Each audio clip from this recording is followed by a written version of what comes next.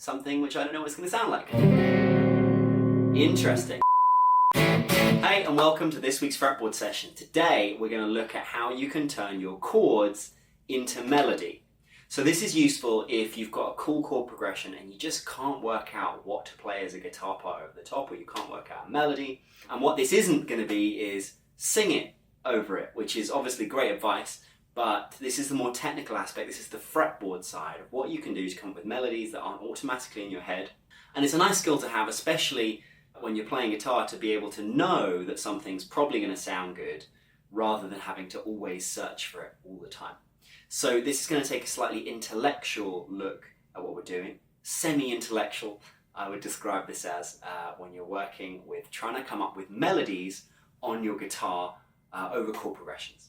So the first thing I want to talk about is, obviously when we're on the guitar and we've got chords, every chord that we play on the guitar is a pattern. Whether that's a bar chord that we've got,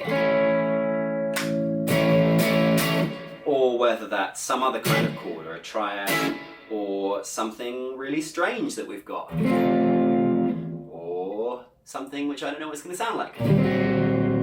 Interesting. One of the things that's cool about guitar is you can kind of feel your way around and come up sometimes with these chords or chord progressions which sound cool, but then what do you do with them in terms of writing or playing over them?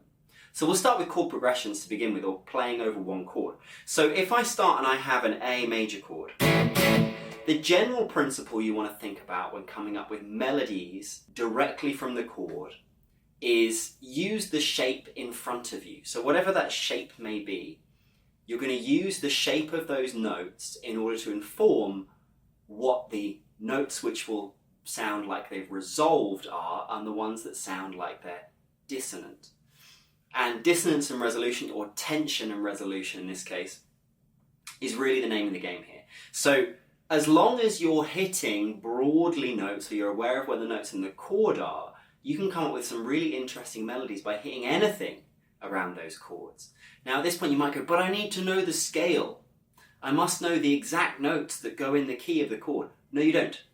And that's often where the interesting things come from in music. If you listen to popular music, or any music, most of the time it's more interesting than simply playing a major or a minor scale in that song.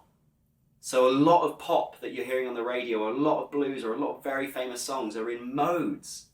And modes is a relatively advanced theory set, but it sounds cool straight away, and it's implausible to me that all of those artists ever know their music theory. And it's not implausible, I mean, it's frankly ridiculous, because it's a high level of theoretical understanding. And so how do you do that with just your ear, or just looking at your instrument?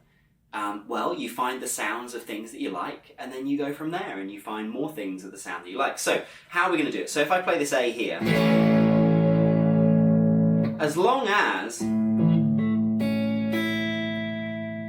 those notes are the kind of cornerstone of my melody, what I'm playing is probably going to sound good. And if it doesn't sound immediately good, you use your ear to adjust. So some examples of a simple melody over the A, and obviously I could use the A chord here, I could use any A chord anywhere on the guitar, as long as most of the melody is around those A chord notes. I can use anything in between. So let's use an example around this open chord.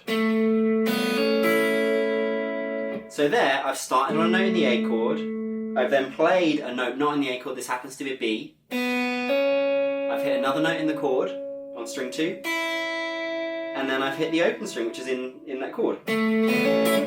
Now I could just as equally have gone,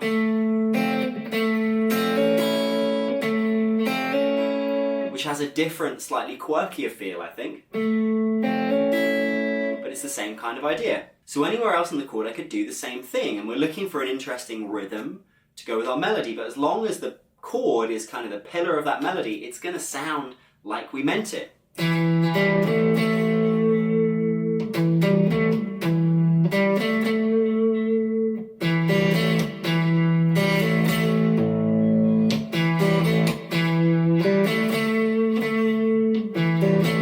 Okay, cool. So that's only over one chord. Now, we could do that over any chord. We could use it over a G chord, B minor chord would be fine.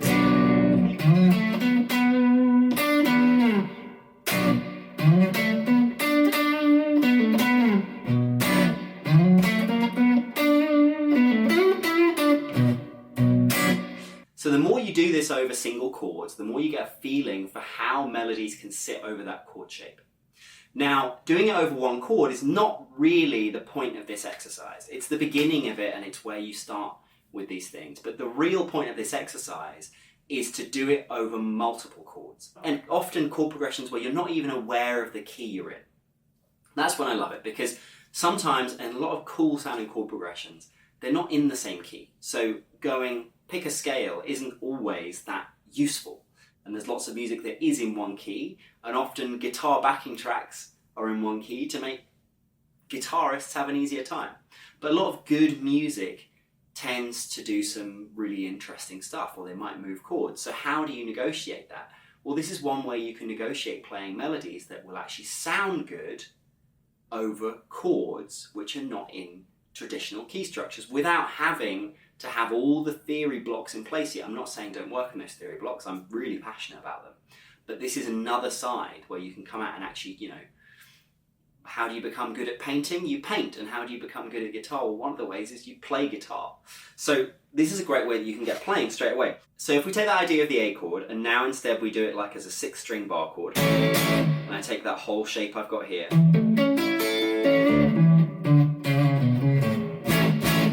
so anything over there, and then I move to another chord which is a little bit odd. So why don't we take that chord there. This is a C sharp chord right there. So those two are going to sound really weird together.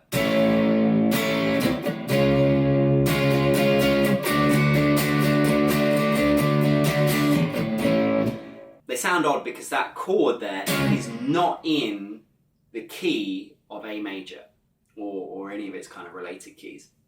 It's a borrowed chord, so the theory of it we're not going to go into today, but we've stolen it from somewhere else. That's all you need to know. Now it's actually the same progression that you end up with in Creep by Radiohead. So with the 90s being back, there's lots of chord progressions which just kind of don't sit in keys in the same way. And that's not just exclusive to the 90s, I think actually every era, a lot of these songs, they have different chord progressions going on than you'd expect just sitting in a normal key, which can be a bit confusing.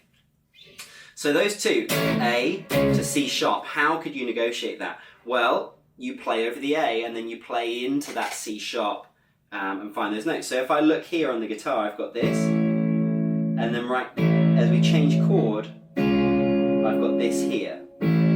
So if I want to make a melody over those two, looking at ways and playing around with ways that I can make something fit over the A, and then as the chord change happens, hopefully finding some way of resolving to that C sharp chord is what we want to do. So here's an example.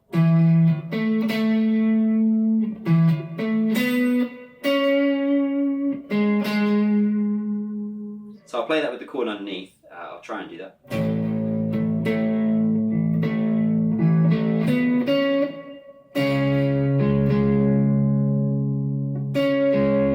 To D.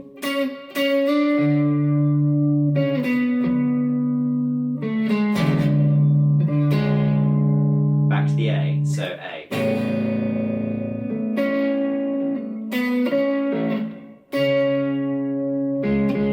So we've got this melody that goes da da da da da da da da da.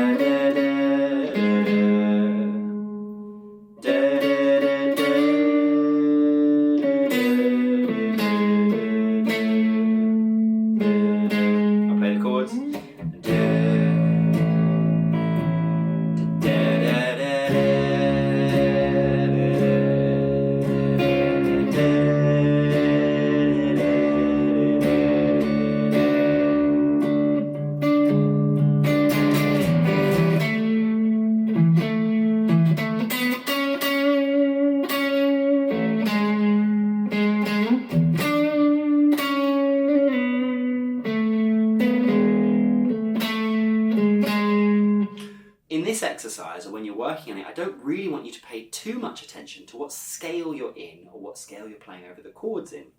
Because what you're going to do is, as you're doing this, your ear should hopefully be telling you what's in and what's out. And that's going to change depending on the chords that are happening. And it's all perspective.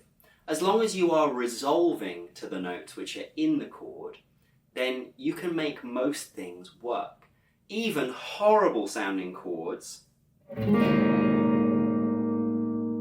you know, horrible sounding is always perspective, you can actually make sound okay. So if I've got something here, I could make a melody over this.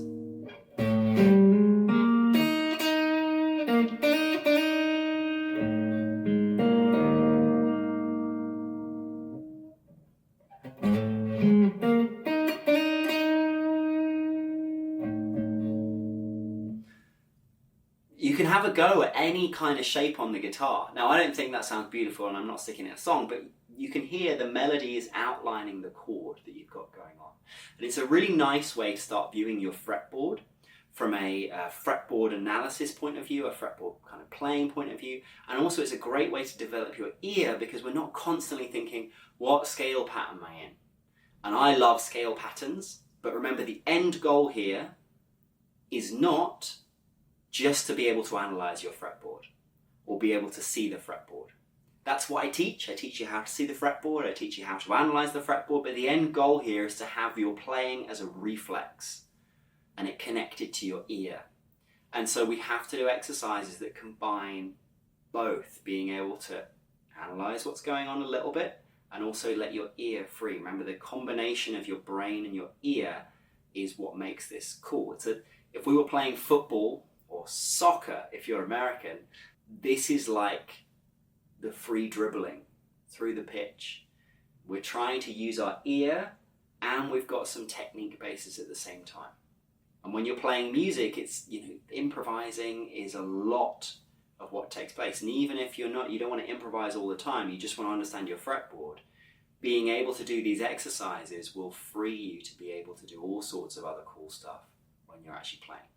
So good luck with this one, and let me know if you have any questions, thoughts, or comments down below. I'm trying to hit 1,000 subscribers at the moment, so I'd really appreciate you joining us if you got anything out of this. And I do lessons every Thursday and Friday, and I'll see you hopefully on the next one. So see you then. Thanks very much, guys. Bye.